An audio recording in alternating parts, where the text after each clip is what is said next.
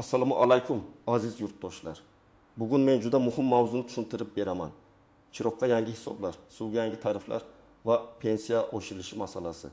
Bu ma'lumot har bir xonadon, har bir oila, har bir pensioner va kommunal to'lov qiladigan har bir fuqaro uchun bevosita ahamiyatli. Chunki oyning oxirida keladigan hisob kitoblar, elektr va suv sarfi pensiya miqdori oilaviy byudjetga to'g'ridan-to'g'ri ta'sir qiladi. Agar siz bu o'zgarishlarni vaqtda tushunib olmasangiz, ortiqcha to'lov qilib qo'yishingiz, qarzdorlikka tushib qolishingiz yoki o'zingizga tegishli imtiyoz va oshirilgan to'lovlardan bexabar qolishingiz mumkin. Shuning uchun videoni oxirigacha ko'ring. Men bugun hammasini oddiy tilda, misollar bilan kimga qanday ta'sir qilishini, qayerda ehtiyot bo'lish kerakligini, qanday hujjatlarni tayyorlash kerakligini batafsil aytaman. Kanalga hozirroq obuna bo'ling, videoga like bosing. Chunki bunday ma'lumotlar ko'pchilikka kerak bo'ladi va sizning qo'llab-quvvatlashingiz orqali ko'proq odam xabardor bo'ladi. Avval vaziyat qanday edi? Shuni tushunib olaylik. Ko'p yillar davomida ko'pchilik aholida kommunal to'lovlarga nisbatan bir xil odat shakllangan. Oy oxirida hisoblagich ko'rsatkichiga qaraladi. Elektr uchun alohida, suv uchun alohida to'lanadi. Pensiya esa belgilangan sanada karta yoki naqd shaklda olinadi. Lekin tariflar, hisoblash tartibi, me'yorlar va ijtimoiy qo'llab-quvvatlash tizimi o'zgarganda eski odat bilan yurish xavfli bo'lib qoladi. Endi asosiy o'zgarish shundaki, elektr energiyasi va suv ta'minoti bo'yicha hisob kitoblarda sarf hajmiga e'tibor kuchaymoqda. Ya'ni hamma xonadon bir xil to'lamaydi. Kim kamroq ishlatsa, unga bir xil yengilroq yuk tushishi mumkin. Kim ko'proq ishlatsa, to'lovi ancha oshib ketishi mumkin. Bu yerda eng muhim narsa shuki, hisoblagich ko'rsatkichi to'g'ri olinishi, shaxsiy hisob raqamidagi ma'lumotlar yangilangan bo'lishi va fuqaro o'z sarfini tushunib borishi kerak. Pensiya masalasida esa aholi ko'proq bitta savol beradi. Pensiya oshirilsa, meni kam avtomatik oshadimi yoki ariza berishim kerakmi? Buni aniq tushuntiraman. Odatda pensiyalar davlat tomonidan belgilangan tartibda oshirilganda, asosiy pensiya oluvchilarning to'lovlari avtomatik qayta hisoblanadi.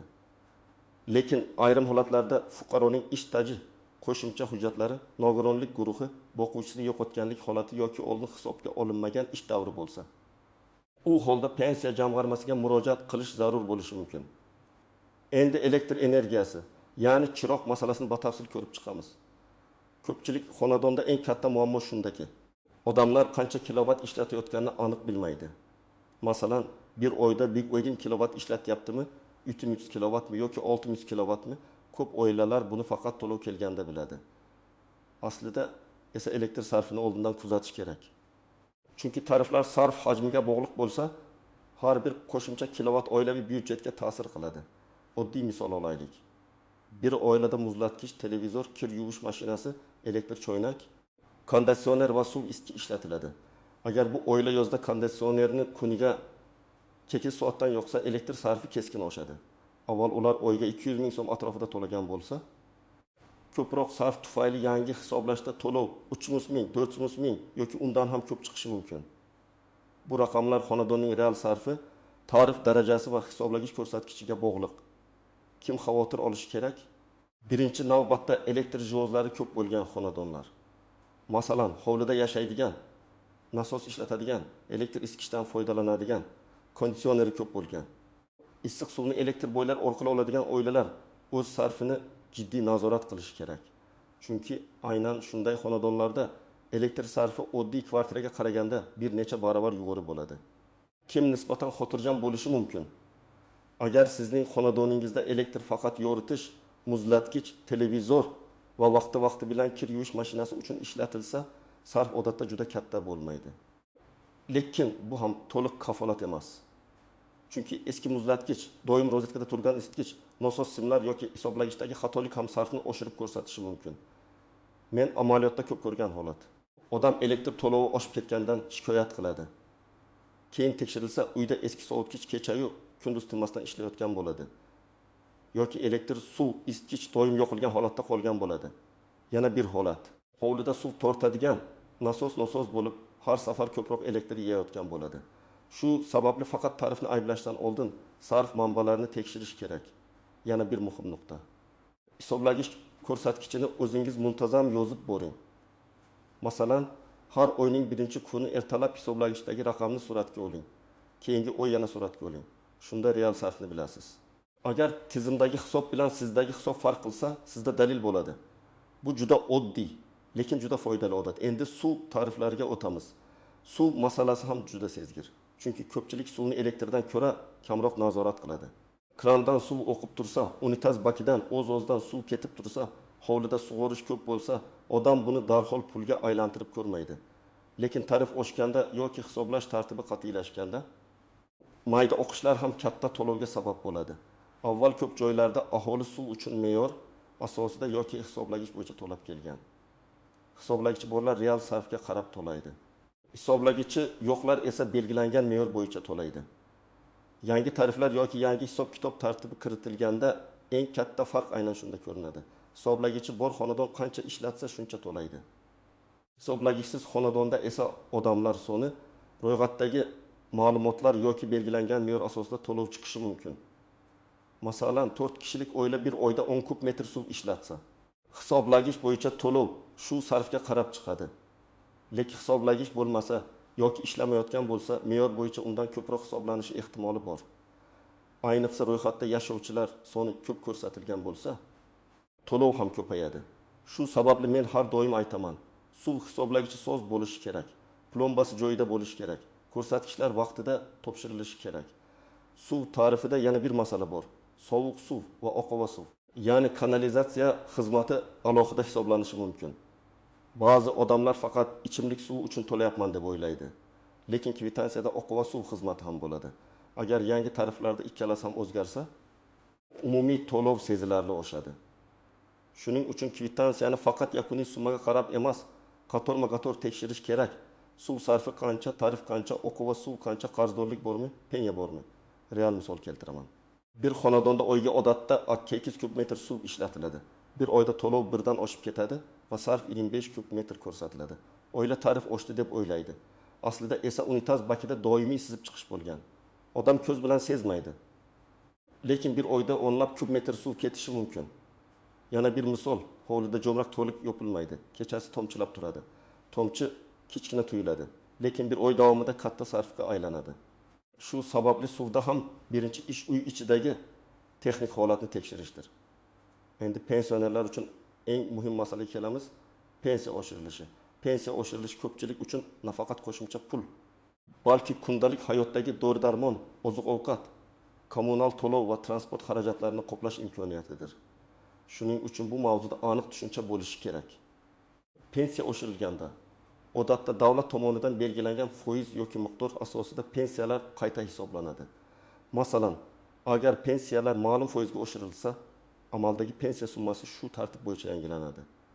Lekin har bir pensiyalarning yakuniy summasi bir xil oshmaydi. Chunki pensiyaning turi ish staji oldingi hisoblangan baza, qo'shimcha to'lovlar va imtiyozlar farq qiladi. Masalan, bir pensioner 20 million 200 ming so'm olgan bo'lsa, oshirilgandan keyin u belgilangan tartib bo'yicha ko'proq oladi. Boshqa pensioner 2 million so'm olgan bo'lsa, uning oshgan summasi boshqa bo'lishi mumkin. Nogironlik pensiyasi, yoshga doir pensiya, boquvchisini yo'qotganlik pensiyasi yoki ijtimoiy nafaqa oluvchilar uchun hisoblash tartibi ham farq qilishi mumkin. Shuning uchun men tomoshabinlarga bitta narsani aytaman. Faqat qo'shnining pensiyasiga qarab xulosa qilmang. Har bir odamning pensiya ishi alohida. Kim albatta tekshirishi kerak. Birinchidan, pensiyasi kutilgandan kam oshgan pensionerlar. Ikkinchidan, ishlagan yillari to'liq hisobga olinmagan deb o'ylaydiganlar. Uchinchidan, arxiv hujjatlari keyinroq topilgan fuqarolar. To'rtinchidan, nogironlik guruhi o'zgargan yoki oilaviy holatida pensiyaga ta'sir qiladigan o'zgarish bo'lganlar. Bunday vaziyatlarda shunchaki kutib o'tirmaslik kerak. Pensiya jamg'armasining hududiy bo'limiga murojaat qilish zarur. Masalan, bir ayol 25 yil ishlagan, lekin pensiya tayinlanganda faqat 10 yil staji hisobga olingan bo'lishi mumkin. Keyin eski korxonadan yoki arxivdan qo'shimcha ma'lumotnoma topiladi. Mana shunday holatda u qayta hisoblash uchun murojaat qilsa, pensiya miqdori oshishi mumkin. Yoki bir fuqaroning zararli mehnat sharoitida ishlagan davri bor, lekin hujjatda noto'g'ri ko'rsatilgan. Bu ham pensiya hisobiga ta'sir qilishi mumkin. Demak, hujjat masalasi juda muhim. Endi ko'pchilik e'tibor bermaydigan nozik jihatlarni aytaman. Birinchi nozik jihat. Kommunal xizmatlarda qarzdorlik va joriy to'lovni aralashtirib yubormang. Ba'zan odam yangi oy uchun to'lov oshdi deb o'ylaydi. Aslida esa eski qarz penya yoki oldingi oyda noto'g'ri kiritilgan ko'rsatkich qo'shilgan bo'ladi. Shuning uchun shaxsiy kabinet, mobil ilova yoki xizmat ko'rsatish markazidan batafsil hisob-kitobni chiqarib oling. Ikkinchi nozik jihat hisoblagich muddati. Elektr va suv hisoblagichlarining tekshiruv muddati bo'ladi. Agar tekshiruv muddati o'tib ketgan bo'lsa, ayrim holatlarda hisoblash boshqacha tartibda ketishi mumkin. Bu esa fuqaro uchun noqulay. Shuning uchun hisoblagich pasportini, o'rnatilgan sanasini, oxirgi qiyoslov sanasini tekshiring. Agar muddati yaqinlashgan bo'lsa, oldindan tegishli tashkilotga murojaat qiling. Uchinchi nozik jihat ro'yxatda turgan odamlar soni. Ayniqsa suv, chiqindi yoki ayrim xizmatlarda ro'yxatdagi shaxslar soni to'lovga ta'sir qilishi mumkin. Masalan, uyda amalda 3 kishi yashaydi, lekin tizimda 6 kishi ko'rsatilgan bo'lsa, siz ortiqcha to'lov qilishingiz mumkin. Aksincha, amalda ko'p kishi yashab, ma'lumot yangilanmagan bo'lsa, keyinchalik qayta hisob-kitob va qarzdorlik kelib chiqishi mumkin. Shuning uchun ma'lumotlar to'g'ri bo'lishi kerak. 4-chi nozik jihat imtiyozlar. Ayrim toifadagi fuqarolar kommunal to'lovlarda yoki ijtimoiy yordamda imtiyozga ega bo'lishi mumkin. Lekin imtiyoz avtomatik qo'llanmayotgan holatlar ham uchraydi. Sababi hujjat yangilanmagan, tizimga kiritilmagan yoki fuqaro tegishli ariza bermagan bo'lishi mumkin. Pensionerlar, nogironligi bo'lgan shaxslar, kam ta'minlangan oilalar va ijtimoiy himoyaga muhtoj fuqarolar o'z hududidagi mahalla, ijtimoiy xizmat markazi yoki tegishli idoradan aniqlashtirish kerak. 5-chi nozik jihat to'lovni oxirgi kunga qoldirmang. Elektr va suv bo'yicha qarzdorlik shaxslansa ogohlantirish, cheklov yoki uzib qo'yish xavfi paydo bo'lishi mumkin. Ba'zi odamlar keyingi oy to'layman deb yuradi, lekin keyingi oyda yangi to'lov ham qo'shiladi va summa og'irlashadi. Ayniqsa pensiya yoki maosh bilan yashaydigan oilalar uchun kommunal to'lovni kichik qismlarga bo'lib, oldindan rejalashtirish ancha to'g'ri. Endi nima qilish kerakligini aniq qadamlar bilan aytaman. Birinchi qadam. Elektr hisoblagich ko'rsatkichini bugunoq yozib oling yoki suratga oling. Sana bilan saqlab qo'ying. Keyingi oy xuddi shu sanada yana suratga oling. Shunda oy davomida qancha kilovat ishlatganingizni aniq bilasiz. Agar sarf kutilmaganda oshgan bo'lsa, uyda qaysi jihoz ko'p elektr yeyayotganini tekshiring. Ikkinchi qadam, suv hisoblagichini tekshiring. Uyda hamma jo'mraklarni yoping, kir yuvish mashinasi ishlamasin, suv ishlatilmasin. Keyin hisoblagich aylanayotganini kuzating. Agar suv ishlatilmayotgan bo'lsa ham, hisoblagich harakat qilsa, demak qayerdadir sizib chiqish bor. Bunday holatda santexnik chaqiring, jo'mrak, unitaz baki, quvur va ulanish joylarini tekshirtiring. 3-qadam, kvitansiyani batafsil o'qing. Faqat yakuniy summaga qarab to'lamang. Elektrda kilovat sarfi, tarif oldingi qarz, joriy hisob penya bor yo'qligini ko'ring. Suvda kub metr sarfi, sovuq suv, oqova suv, qarzdorlik va qayta hisob-kitob qatorlarini tekshiring. Agar tushunarsiz qator bo'lsa, xizmat ko'rsatuvchi tashkilotga murojaat qilib yozma izoh so'rang. 4-qadam. Shaxsiy kabinet yoki mobil ilovalardan foydalaning. Bugun ko'p xizmatlarni onlayn tekshirish mumkin. Shaxsiy hisob raqamingizni bilib oling. Elektr, suv va boshqa kommunal xizmatlar bo'yicha qarzdorlikni doimiy kuzating. Agar internetdan foydalanishga qiynalsangiz, farzandlaringizdan, yaqinlaringizdan yoki mahalladagi mas'ul xodimlardan yordam so'rang. 5-qadam, pensiya bo'yicha hujjatlaringizni tartibga keltiring. Pasport yoki ID karta, pensiya daftarchasi yoki pensiya hujjatlari, mehnat daftarchasi, arxiv ma'lumotnomalari, ish stajini tasdiqlovchi hujjatlar, nogironlik bo'yicha tibbiy hujjatlar, bank kartasi ma'lumotlari kerak bo'lishi mumkin. Agar pensiyangiz noto'g'ri hisoblangan deb o'ylasangiz, og'zaki gap bilan cheklanib qolmang, yozma ariza bering. 6-qadam, pensiya jamg'armasiga murojaat qilganda arizada aniq yozing. Masalan, mening pensiya miqdorimni qayta hisoblab berishingizni so'rayman. Chunki falon yillardagi ish stajim hisobga olinmagan deb hisoblayman deb yozish mumkin. Arizaga mavjud hujjatlarni ilova qiling. Arizangiz ro'yxatga olinganini tasdiqlovchi raqam yoki belgi oling. Bu keyinchalik murojaat holatini kuzatish uchun kerak. 7-qadam, agar kommunal to'lovda xatolik bo'lsa, dalil bilan boring. Hisoblagich surati, oldingi kvitansiyalar, to'lov cheklari, shaxsiy kabinetdan chiqarilgan ma'lumotlar sizga yordam beradi. Menga ko'p chiqibdi deyish yetarli emas. Mana oldingi oy ko'rsatkich 12.500 edi. Bu oy 12.38, real sarflikdagi kilovat. Lekin tizimda 400 kilovat ko'rsatilgan desangiz, masala ancha tez ko'rib chiqiladi. 8-qadam. Oilaviy byudjetda kommunal to'lovlar uchun alohida reja qiling. Masalan, pensiya yoki maosh tushgan kuni elektr va suv uchun taxminiy summani ajrating. Agar yozda konditsioner ko'p ishlasa, qishda isitish uchun elektr jihoz ishlatilsa, oldindan ko'proq summa rejalashtiring. Bu qarzdorlik yig'ilib qolishining oldini oladi. 9-qadam, energiya tejamkor jihozlardan foydalaning. LED lampalar oddiy lampalarga qaraganda kamroq elektr sarflaydi. Eski muzlatgichni ta'mirlash yoki yangisiga almashtirish uzoq muddatda foyda berishi mumkin. Elektr cho'ynakni keraksiz qayta qaynatmaslik, konditsionerni juda past haroratga qo'ymaslik, bo'ylarni doimiy yoqib qo'ymaslik ham sarfni kamaytiradi. Bular mayda ko'rinadi, lekin oy oxirida seziladi. 10-qadam, rasmiy ma'lumotlarni tekshiring. Tariflar, pensiya oshirilishi va imtiyozlar bo'yicha eng ishonchli manba bu rasmiy tashkilotlar e'lonlari, hukumat qarorlari, pensiya jamg'armasi, kommunal xizmat korxonalari va mahalliy hokimlik ma'lumotlaridir. Ijtimoiy tarmoqlarda tarqalgan har bir xabarga darhol ishonmang. Ayniqsa hammaning pensiyasi falon so'm bo'ldi yoki suv 2 barobar oshdi degan umumiy gaplarni hujjat bilan tekshirish kerak. Men alohida ta'kidlayman, pensionerlar, yolg'iz yashovchi keksalar, kam ta'minlangan oilalar, ko'p bolali oilalar, nogironligi bo'lgan shaxslar va daromadi cheklangan xonadonlar bu o'zgarishlarga juda e'tiborli bo'lishi kerak. Chunki kommunal to'lovdagi kichik oshish ham bunday oilalar byudjetida katta seziladi. Agar sizning yaqinlaringiz orasida keksa ota-onangiz, qo'shningiz yoki hujjat ishlariga qiynaladigan odamlar bo'lsa, ularga yordam bering. Hisoblagich ko'rsatkichini suratga olib bering, kvitansiyani tushuntirib bering. Pensiya bo'yicha kerak bo'lsa idoraga birga boring. Yana bir guruh bor.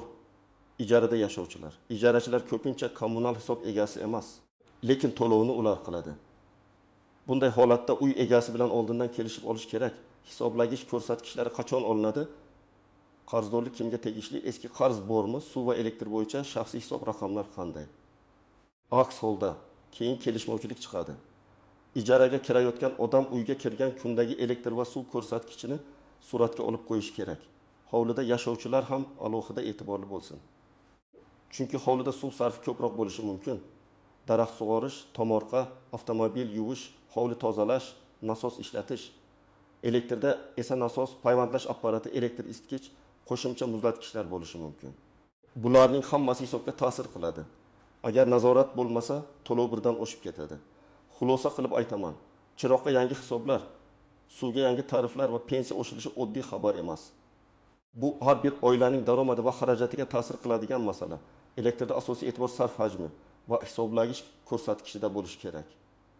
Suvda hisoblagichning sozligi, sizib chiqishlar, ro'yxatdagi odamlar soni va kvitansiya qatorlari tekshirilishi zarur. Pensiyada esa oshirilgan summa to'g'ri qo'llanganmi? Ish staji va hujjatlar to'liq hisobga olinganmi? Shuni nazorat qilish kerak. Men sizga tavsiya qilaman. Bugunoq elektr va suv hisoblagichingizni suratga oling. Oxirgi kvitansiyalarni tekshiring.